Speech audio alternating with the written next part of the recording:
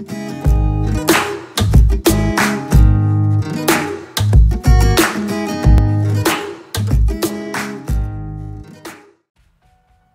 les amis, bienvenue à cette nouvelle session pratique où nous allons voir comment déterminer un triple bottom et comment trader ce triple bottom.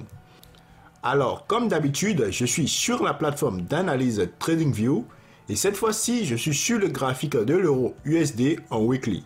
Donc, chaque bougie représente une semaine. Pour déterminer notre triple bottom, la première chose à faire est de déterminer une phase baissière. Car le triple bottom, on le retrouve très souvent, dans 85% des cas, à la fin d'une phase baissière. Donc, la première chose que nous allons chercher à faire, c'est déterminer une phase baissière. Et lorsque nous allons déterminer notre phase baissière, nous allons voir comment est-ce que les prix se sont comportés après la phase baissière. Donc, ce que je vais déjà commencer par faire, c'est repérer notre phase baissière. Et voilà, à ce niveau-ci, nous avons cette grosse baisse que vous voyez très bien avec moi. Donc, on a quitté ici et on est descendu carrément en ligne droite. Alors, après cette baisse, qu'est-ce qui s'est passé? On a remarqué un premier rebond à ce niveau-ci. Lorsque les prix sont revenus dans cette zone, les prix se sont retournés. On est revenu en bas une seconde fois. On est reparti pour essayer de franchir à nouveau, mais on a été rejeté à la baisse encore. Et là, on est revenu en bas une troisième fois. Donc là, on voit qu'on a un premier creux à ce niveau-ci. On a un second creux et là, on a un troisième creux. Et comme étant donné que le triple bottom est formé de 3 creux, nous allons donc penser à délimiter un triple bottom lorsque nous allons voir cette configuration. Donc on voit qu'à ce niveau-ci, on a un premier creux. Ici, on a un second creux. Ici, on a un troisième creux. Et dans cette zone, les prix ont été rejetés une première fois ici et une seconde fois ici. Donc déjà, une fois qu'on a repéré tout cela, je vais maintenant commencer par délimiter notre ligne de cours. Donc la zone de résistance qui a rejeté le prix à ce niveau-ci et à ce niveau-ci.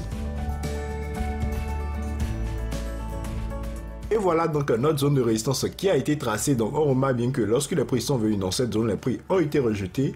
Lorsqu'on est venu une seconde fois ici, on a été rejeté et ce n'est que la troisième fois que les prix ont pu franchir cette zone. Donc ce niveau-ci représente notre ligne de cours, donc la zone de résistance qui rejette notre prix à la baisse.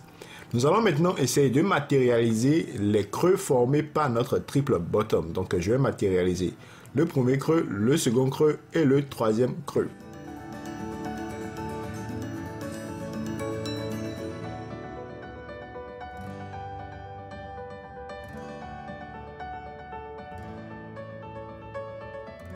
Voilà donc les 3 creux qui ont été formés par notre triple bottom. Donc on voit bien que ici on a le premier creux, second creux, troisième creux. Donc on a 1, 2, 3 triple bottom. Alors, une fois que notre triple bottom est déterminé, comment est-ce que nous allons pouvoir trader ce triple bottom?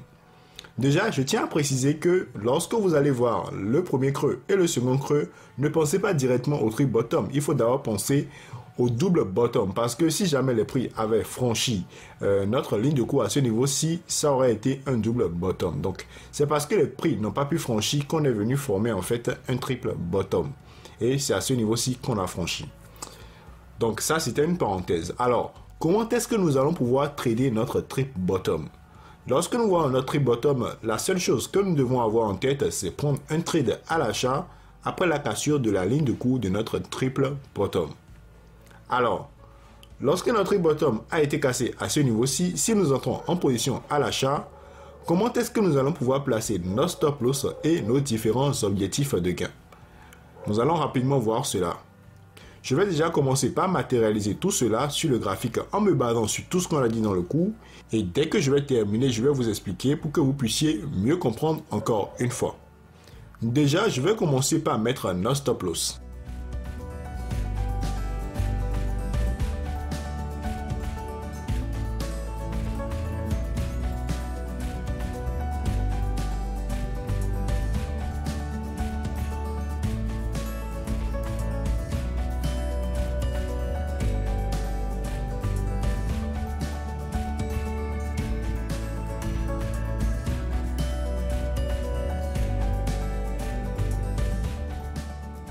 Alors, voilà donc mon stop loss qui a été placé. Donc, j'ai mis mon stop loss totalement en dessous de notre troisième creux formé au niveau du triple bottom. Si j'ai mis mon stop loss sous ce creux-ci, c'est parce qu'en première position, on n'a pas eu un creux qui a été formé après ce creux-ci, donc un creux dans cette zone-ci. On n'a pas eu de creux ici pour pouvoir mettre notre stop loss juste là. Et secondo, si on met le stop loss complètement en bas ici, c'est toujours pour pouvoir minimiser les risques parce que lorsque vous entrez en position ici et vous mettez le stop loss dans cette zone, les prix peuvent venir buter votre stop loss et repartir à la hausse.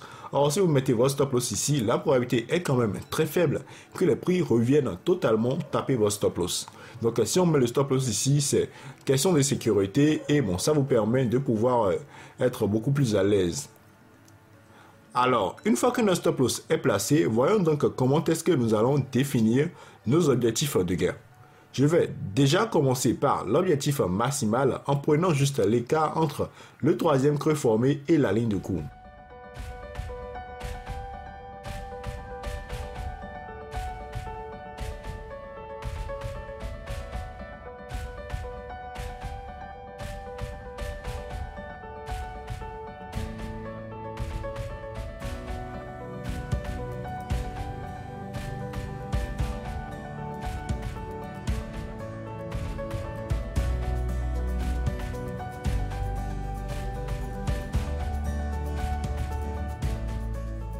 Alors, lorsqu'on prend l'écart entre le troisième creux formé et notre ligne de cours, et en reportant cela au-dessus de notre ligne de cours, on remarque que notre objectif maximal est à ce niveau-ci.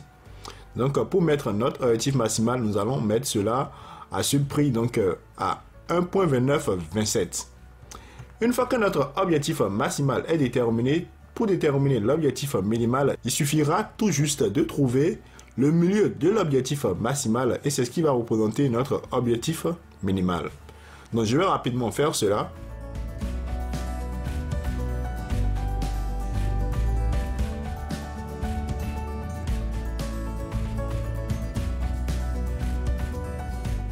Et voilà donc notre objectif minimal qui a également été placé sur notre graphique.